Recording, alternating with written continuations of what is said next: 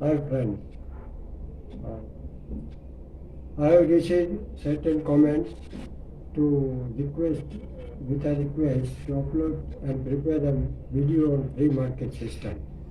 Particularly it is so far as finance sector is concerned, it is particularly attached and analyzed with the marginal approach of finance. From that angle, these people might have insisted me to upload video on free market system, which I am uploading now.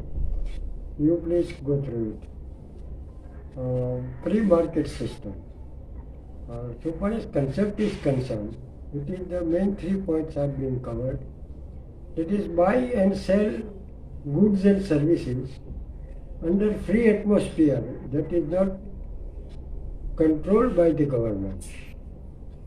Secondly, the most of the companies and properties are not owned by the government. With respect to India, strategically, as planned by our finance minister, in the ratio 4:1, and looks sufficient so far as the sacrifice from public sector to finance sector and privately is concerned. Thirdly and lastly, that the limited impact on outcome of the market operations by the government regulation. This one is the essence of the free market system. So far as the features of the system is concerned, that mainly the focus on protection of property, of easy and non-corrupt and unbureaucratic rules to be instituted by the local authorities and government, backed by the effective legalized system. This is most important part, because it will form the base for the free market system. Secondly, the free movement of factors of production, domestically as well as internationally, to contract the global market and attract them. Thirdly, the welfare should be confined to promoters and their capabilities to preserve labor under the competitive circumstances of free market system. Because it will prevail if they want to prevail the labor, possess the labor, particularly the quality labors. In this respect, this is the most important features. And last one, that is focus on easy doing business with freedom to trade internationally under low tax environment with easy fiscal system and easy company law, strictly with and to comply with the market terms, strictly with the market terms. This will be the further essence of the free market system. So far as the purpose of this system is concerned, mainly to protect the fundamental rights of women, to protect and control the properties and labor. This should be the main purpose. And so far as its advantages are concerned, that is the pricing of product will be fixed by the market forces advantageously to the consumer with the advantage of consumer preferences and optimal allocation of resources. This will be the ancillaries. Further, the innovation and invention will provide better product. Third one, that is specialization with better management will increase the job opportunities. Fourthly, the economic scale in cost of production will be attained on account of large production will enable promoters to quote the competitive price. Last one, the management participation and HRD concepts are in force but will be used extensively in free market system to gain in competition and preserve the labor. Now the disadvantages, because without discussing disadvantages, the thing will remain incomplete.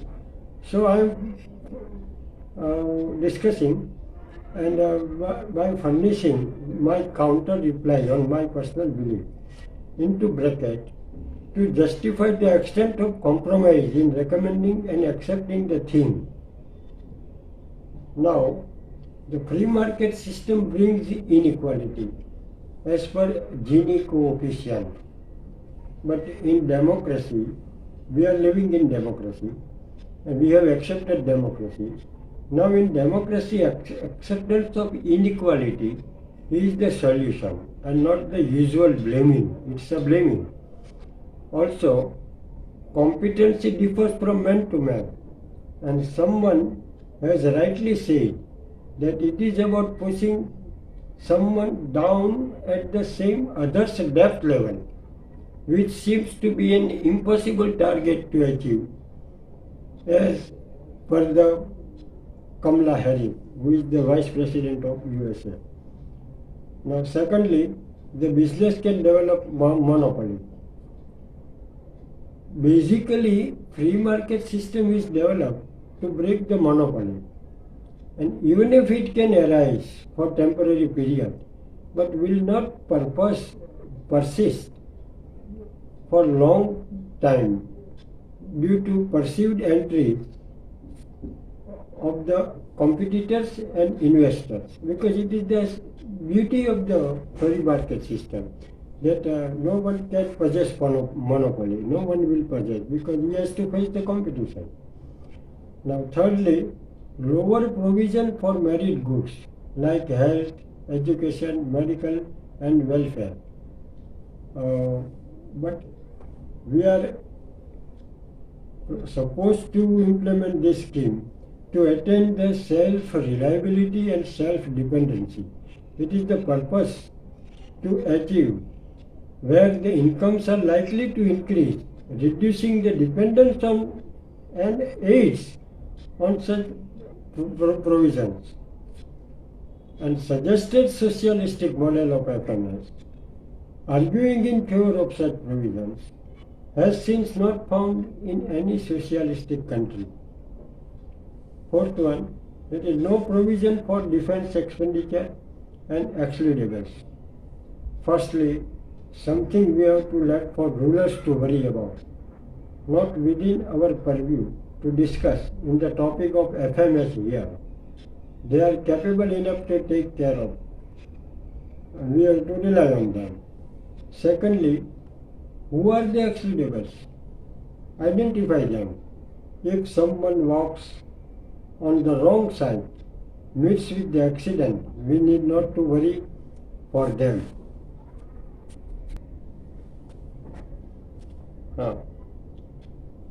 Now, further, that the free market system may fail. This one is a usual phenomena attached with each new system to commence with. FMS will succeed as it is to be instituted by the inspired and dynamic group of people with the support of the rulers. And so far as India is concerned, it is creating a new climate. So people are motivated to play their role under the free market system. Now, so far as finance sector is concerned, that the sixth and the last one disadvantage, it is being blamed that the deregulated finance market. I agree here. Yes, finance being an important factor, just like technology, viable economic activities must get the requisite finance for growth and development. Simultaneously, it should also not fall into the hands of the Chand and the Mund to save from the economic tsunami. We are well aware of it. So I will not like to describe in detail. But it is the reality that we have to accept. Now, so far as second point is concerned, was the market deregulated when the NPA crossed the drastic level in India? Borrowers should feel fear while availing the loans from the banks, which was there before 1969. But that fear is removed since nationalization. But it has remained with the small borrowers from middle income group, availing housing loans, personal loans and consumer loans, etc., which are also required to expose stocks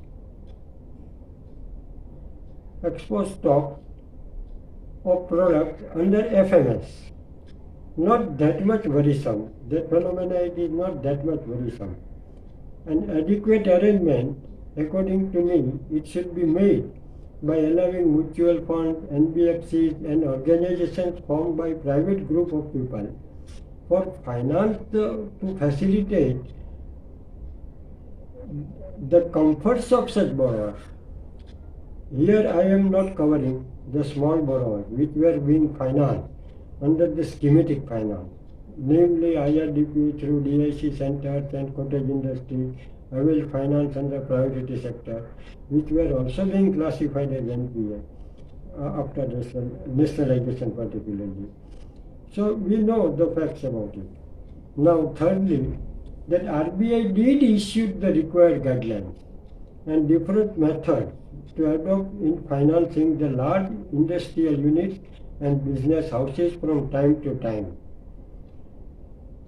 to meet with the hourly needs. But we failed in bringing the desired results. We know the results for that because the dynamism, the practical approach, which were being well attached with the private and professional people, it is not being adopted in public sector. Now, while adopting free market system, we need competent method to be adopted unanimously based on the marginal approach of financing, which sought compliance with market terms instead of norms of financiers. This one, it is the most important, which you will find in my concept, which was detailed, I uploaded in my further videos. Now, secondly, B, the competent and qualified staff be engaged to handle the finance, and control should be remain in the hands of professionals. Thirdly, the industrial and large borrowers to be monitored with sound, unique style under the tight and prompt, effective legal system. Now, I am here narrating very shortly the marginal approach of financing, shortly described here. For detailed narration, please refer my videos on the working capital finance, part 1 and 2 on YouTube channel Between the Lines. As following links I am providing, you please go through it. Now, so far as the marginal approach is concerned, that is here. The sales is an indicator of performance. Who can achieve the progressive performance? Which can negotiate and comply the market terms competently in achieving the turnover, that is sales and purchase both, where compliance with market terms forms the base in achieving the progressive turnover, which builds strength in the form of net working capital, including internal accruals at the specific levels of requisite ingredients of working capital. This is somewhat difficult and complicated for you people to find out who are not well conversant with this marginal approach of financing. But it should be considered in financing the working capital limit to the large and CNI customers, that is net working capital to sales, at which estimated and projected sales / turnover to be accepted by financing requisite working capital in the same ratio without stipulating any levels for the ingredients of the working capital. Thanks for the review. Please do make comments and responses will be highly appreciated. Now, whatever I have to tell you so far as this free market system with this, particularly with the help of this marginal approach of financing. But one thing I would like to tell you in detail that